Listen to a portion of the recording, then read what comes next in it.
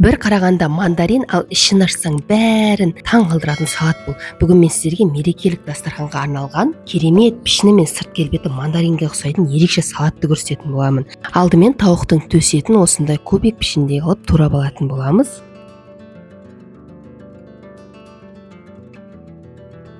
Мінекей тауық еттеріміз туралып дайын болды. Келесі кезекте суға піскен жұмыртқаны күштің майда көзінен өткізіп шығатын боламыз. Келесі кезекте картопты да тура сол көзінен өткізіп шығамыз.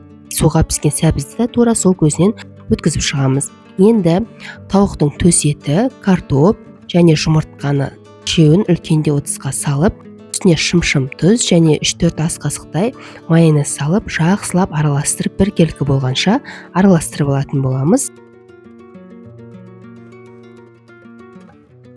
Қонақтарыңыз бұл салатты көргенде таң қалатыны сөзсіз.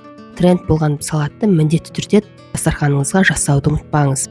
Енді пищевая пленканы төсеп, осылай күштен өткізілген сәбізді жақсылап бір тегіс қылып жайып алатын боламыз.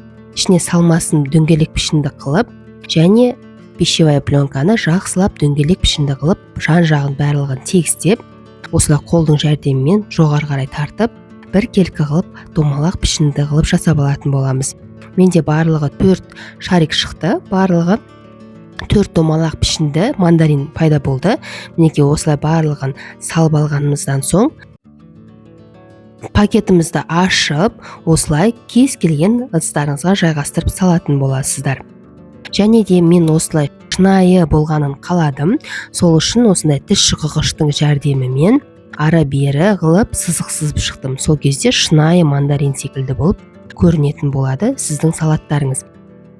Расында кез келген ас көктермен сәндесеңіздер де болады, немесе үйіңізде мандарин бар болатын болса, сол мандариннің ортасындағы осындай жұлып алып, оны қадап және қасынан 1-2 жапырақтарында салып қойсаңыздар, түрі өте мандаринге қатты ұқсайтын болады. Дәмі деген ерекше салат. Менің арнама тіркеліп алуды ұмытпаңыз. Сіздермен бірге болған Мадина. Менімен бірге отбасыңызға дәмді ас пен қуаныш сыйлауды ұмытпаңыз. Назарларыңызға рахмет.